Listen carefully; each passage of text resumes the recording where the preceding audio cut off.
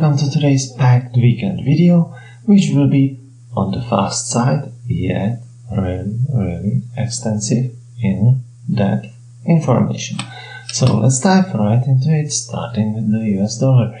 We are seeing continued selling, and this is not looking really good for US dollar bulls.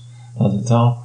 The breakdown below the 101 zone does not bode well, and it kind of corresponds to yields rising yet being unable to keep the US dollar propelled. So this is much about debt concerns, financing. Forget not about the hundreds of billions of dollars that needs to be refinanced in short order practically every month of this year.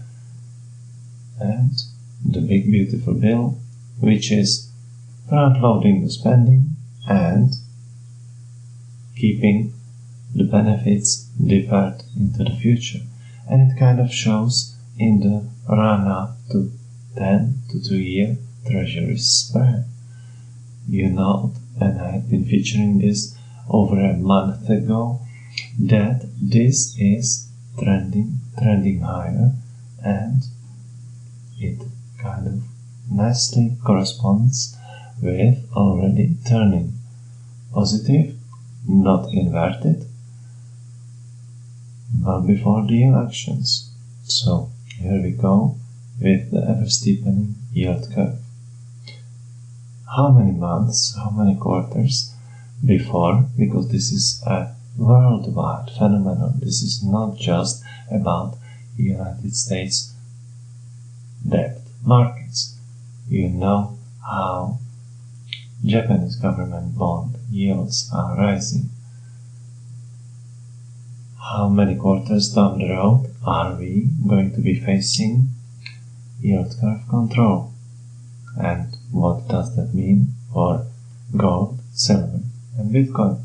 We are kind of seeing that already, aren't we? Yeah, so much for that. Hourly chart with an important level, support turned resistance, well before the close.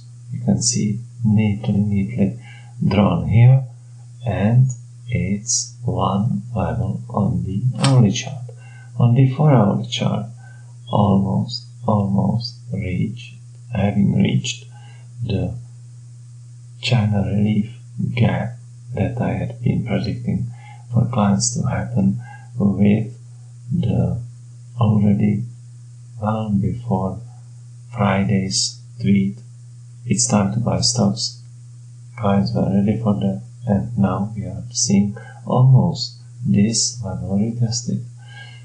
See how much this is basically deteriorating technically, and usually there is some kind of a profound weakness. So the question is, will it play out before Nvidia earnings midweek or after? What's my take on that? I will be covering that in depth with clients. Here we go with the daily chart, and you can see quite a deterioration on the 20 and 200-day moving averages, the percentages of stocks trading above these demarcations. Here we see that the gap is slowly being cut into.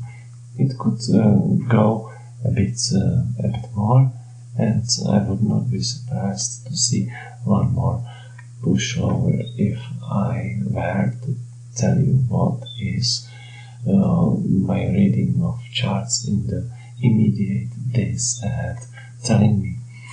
And here we go with the daily perspective of sectoral performance and strong beating in the risk on areas. Discretionary stack and communications not at all good. Financials again weak. Nothing to write home about. Very risk of day. Friday.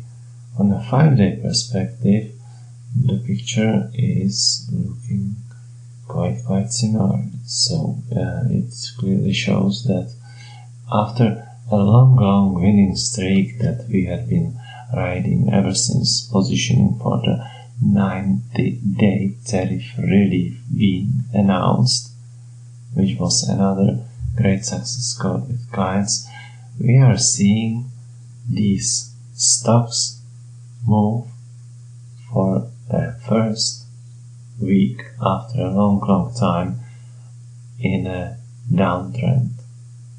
Is it over? Is there more follow-through?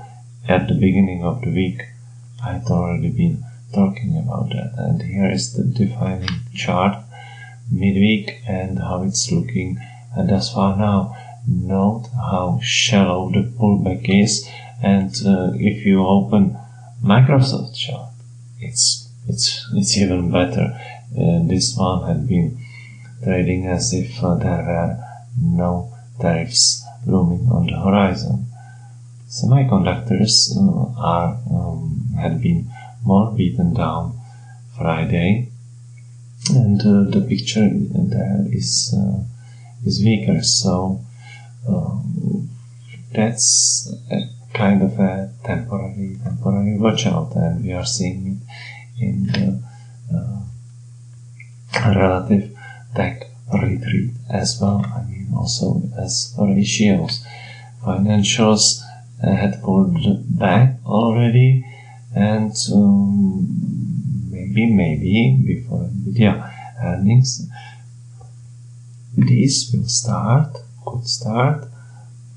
forming a local bottom ahead of Nvidia earnings. This is certainly one of the scenarios that would dictate further developments to myself.